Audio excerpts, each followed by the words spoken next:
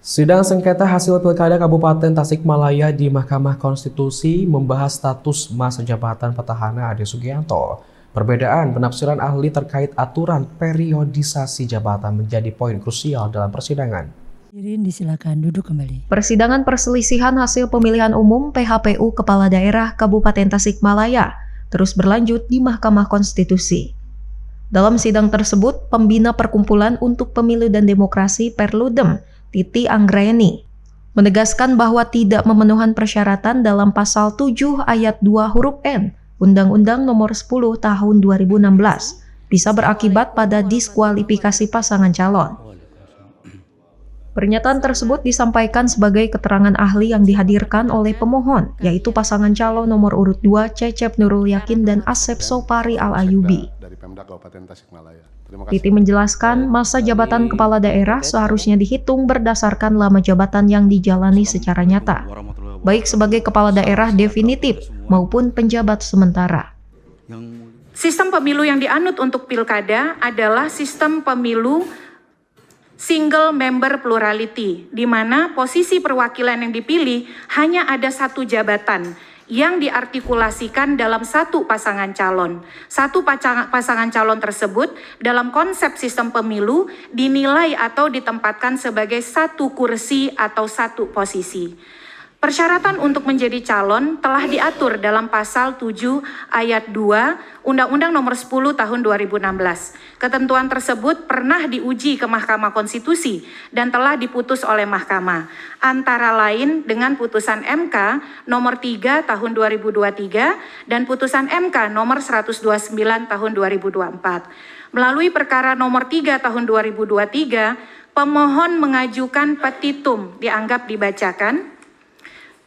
Di bagian belakangnya perlu ahli tambahkan bahwa di dalam petitum pemohon meminta agar masa jabatan meminta selama 2 kali masa jabatan dalam jabatan yang sama untuk calon gubernur, calon wakil gubernur, calon bupati, calon wakil bupati, dan calon wali kota dan wakil wali kota tidak dimaknai hanya berlaku untuk yang menjabat secara definitif.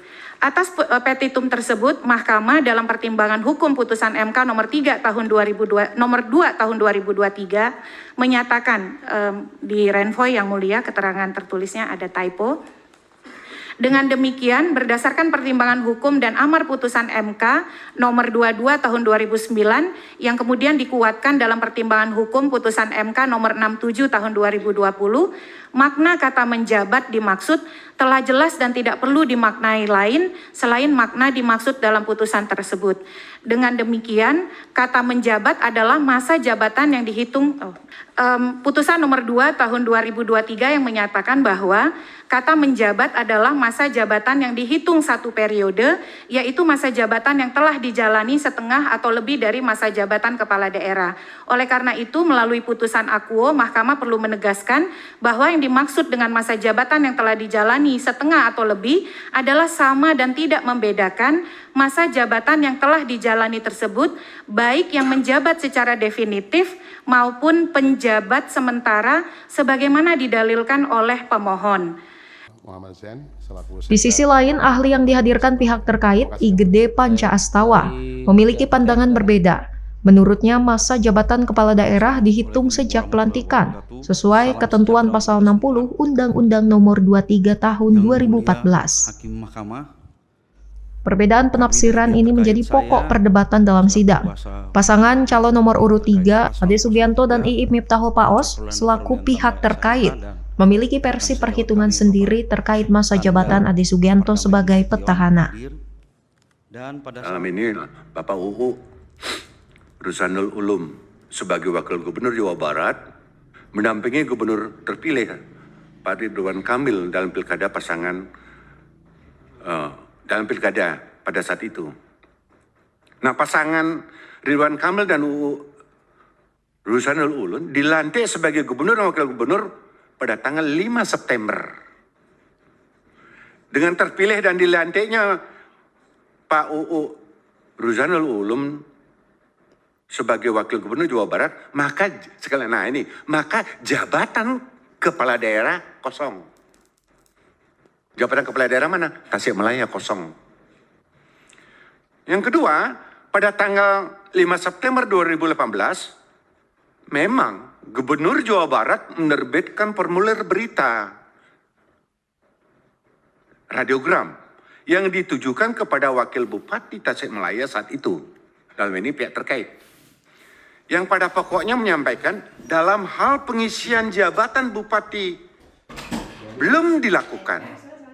Wakil Bupati, ini saya garis bawahi, Wakil Bupati melaksanakan tugas sehari-hari Bupati sampai dilantiknya Bupati. Jadi kembali lagi, penghitungannya sejak dilantik. Dilantiknya Bupati atau sampai diangkatnya pejabat Bupati definitif. Ini tentu saja maksudnya Pak dalam rangka menjamin keberlangsungan pemerintahan di daerah Kabupaten Tasikmalaya.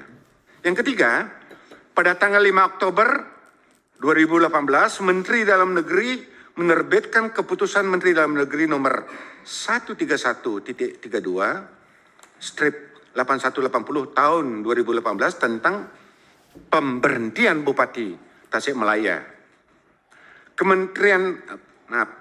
Keputusan Menteri Dalam Negeri aku pada pokoknya berisi tentang pengesahan pemberhentian Pak UU Ruzanul Ulum sebagai Bupati Tasikmalaya masa jabatan 2016-2021 terhitung sejak dilantik sebagai Wakil Gubernur Jawa Barat pada tanggal 5 September 2018 dan menunjuk pihak terkait Pak Ade Sugianto Wakil Bupati Tasikmalaya.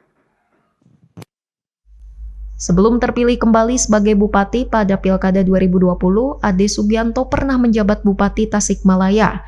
Saat itu, ia yang merupakan wakil bupati naik menjadi bupati menggantikan UU Ruzanul Ulum yang terpilih sebagai wakil gubernur Jawa Barat.